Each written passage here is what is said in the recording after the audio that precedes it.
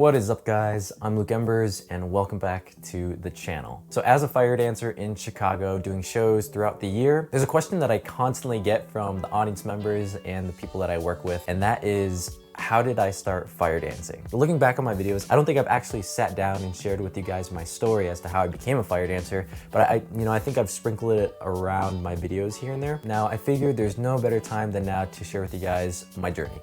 So just for context, I've been in the performing arts my entire life. My mom works for Broadway in Chicago, so I was constantly exposed to the performing arts, and ever since I was 4, I started doing plays, musicals, I started acting, modeling, and just being completely immersed into that realm. I also come from a family that is multicultural. So my dad is Filipino and my mom is Polish. So culture as a whole has just been really appealing to me. But yeah, anyways, I was doing the performing arts for 10 years and all that jazz. And then in 2017, I was in high school and one of my friends comes up to me and he's like, yo, there's a Polynesian dance academy that just opened up. We should learn how to be fire dancers. And at that point, I had no intention of searching or looking for anything Polynesian related, let alone fire dancing. It just so happens that my friend who lives in the Jefferson Park neighborhood of Chicago was living in the right place at the right time. And that academy that opened up was Hokulea Academy of Polynesian Arts. And this was all the way back in 2017. Now, like seriously, shout out to my friend Jaden because he's so down to do like any type of activity, whether it's musical, like fitness, dance. And he's invited me to things in the past too. So I was like, all right, cool. This is just another one of those things. But yeah, so we reached out to them and we asked, hey, can we try it out and whatnot? And then the academy owners invited us to take a trial class with them. And so from there, we show up to the trial on the scheduled day, and turns out we are not learning the fire dance. Hokulea actually focuses primarily on 2 styles of Polynesian dance, and that's Hawaiian hula and Ori Tahiti, which is Tahitian dance. At the time, they had a bunch of guys that were doing the fire dance, but that was just an extra thing that they did as part of the events they were performing at throughout the city. And so we continued the trial and we were only learning hula and Tahitian dance. Now, that was the last thing I was kind of expecting, to be honest. I really wanted to do fire that day, but you know, as the trial went on and as I was learning about the cultures, I got really sucked in. You know, throughout the trial, the dance instructor, he was sharing a lot of the culture and the history and a lot of misconceptions that people have of Polynesia and Hawaii. And at that point, I had no real exposure to Hawaii or any of the Polynesian culture, except for like Lilo and Stitch at the time, right? And I think Moana was just coming out too. And I hadn't even been to Hawaii or any other island before, so I just genuinely had no idea about what any of this culture is. But taking that trial class just really immersed me into the potential of what I could learn, and it was just so fascinating to me. And so I got really hooked to that, and I ended up deciding to sign up and continuing classes.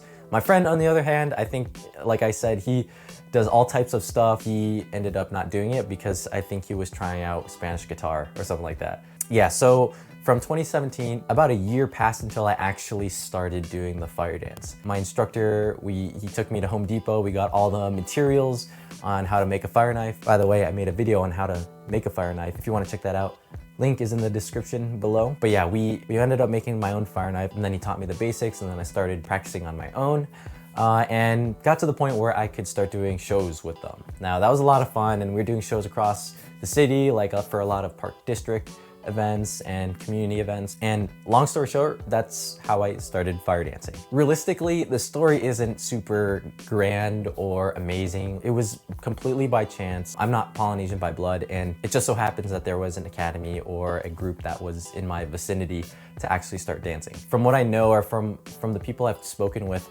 usually you don't get into the fire dance, siva ufi, which is the traditional term. You don't really get into siva ufi unless you're kind of born into a family or are Polynesian and are exposed to a Polynesian dance group, or a halau, which is a school for hula. But yeah, the story, like long story short, isn't very crazy. Like I didn't like go into the jungle and fire came out of nowhere and I started twirling it. Like, it's funny because when I actually talk with people afterwards, they kind of guess as to what that story was. I figured it would just be good to kind of shed light as to how I got started. As to when I first got started to where I am now, that's a completely different story, because I guess just to enlighten you guys on that, I was performing with Hokulea for several years from 2018, specifically for the fire dance.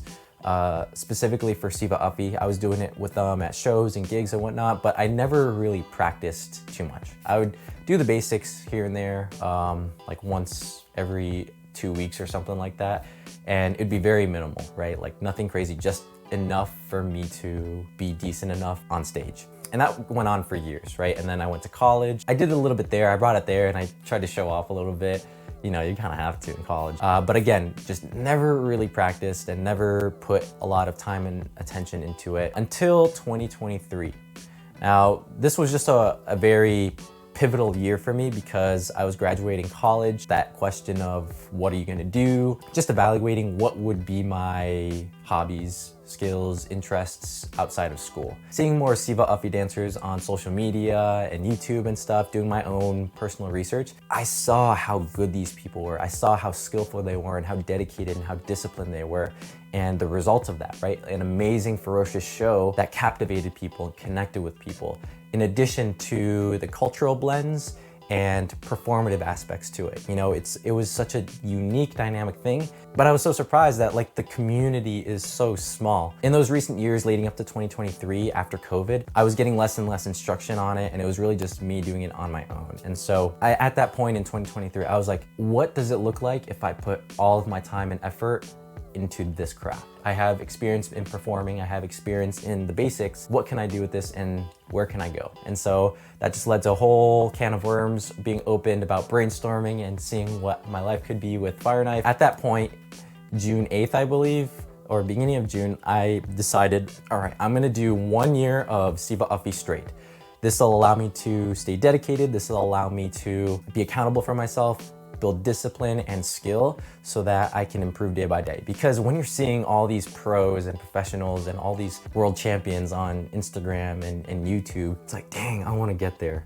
And where I was in 2023, I was so bad. And like, I'm not even being modest, like objectively, I was bad. And that was just because I didn't practice. And I knew that, right? I didn't put other people down because of it or whatnot. I just knew that I didn't put the amount of time and effort into it that I'd like to.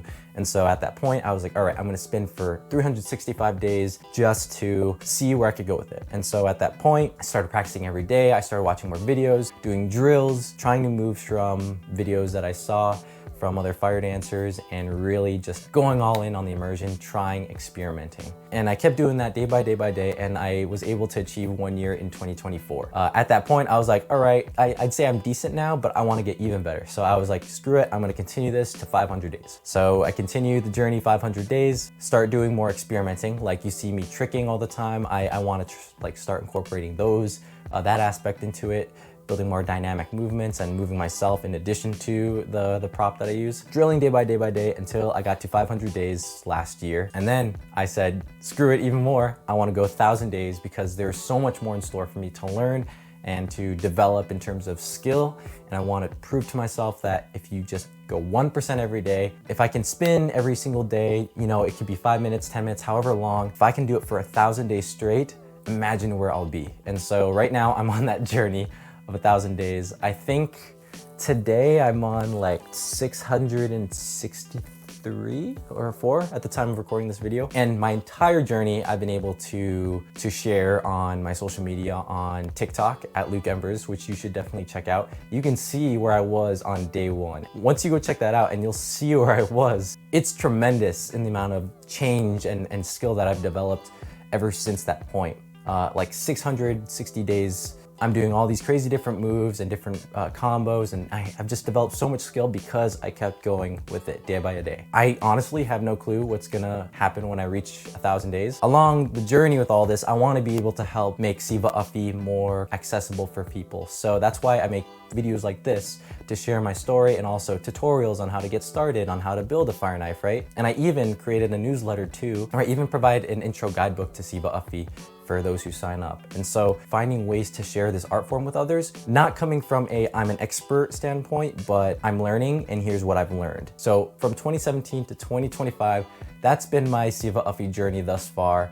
Again, very dynamic shift from when I first started to when I actually started committing to it. I honestly sometimes don't know what to answer when people ask me, how long have you been doing it for? Because realistically, I've been training almost 2 years, but I started all the way back in 2018. So it's a little bit skewed in terms of my experience length. Condensed into a time frame, I would say I've only been doing it for 2 years, but that's my journey. And I just wanted to be able to take the time today to share with you guys where I started and where I'm at now, so that this could inspire someone who wants to get started but doesn't know how. And so as a way of saying thank you for hearing my journey, and definitely check out my videos on how to get started, right? I have tutorials on how to make a fire knife. I have tutorials on the basic movements. All of those links will be in the description below for you guys to check out if you'd like. And I even invite you guys to sign up for my newsletter, Embers to Ashes, where you can receive that free intro to Siva Uppy if you're interested in getting started. And if you don't, that's totally cool. That's here for you guys if you ever need it. And so with that said, that's my story. Thank you guys so much for watching. I want to do more of these like one-to-ones, just sharing more about my experience and my past too. Again, to reflect on my journey and to be able to bring you guys along for the ride too. I appreciate you guys watching and listening, and I'll see you in the next video. Like always, be what remains. Peace.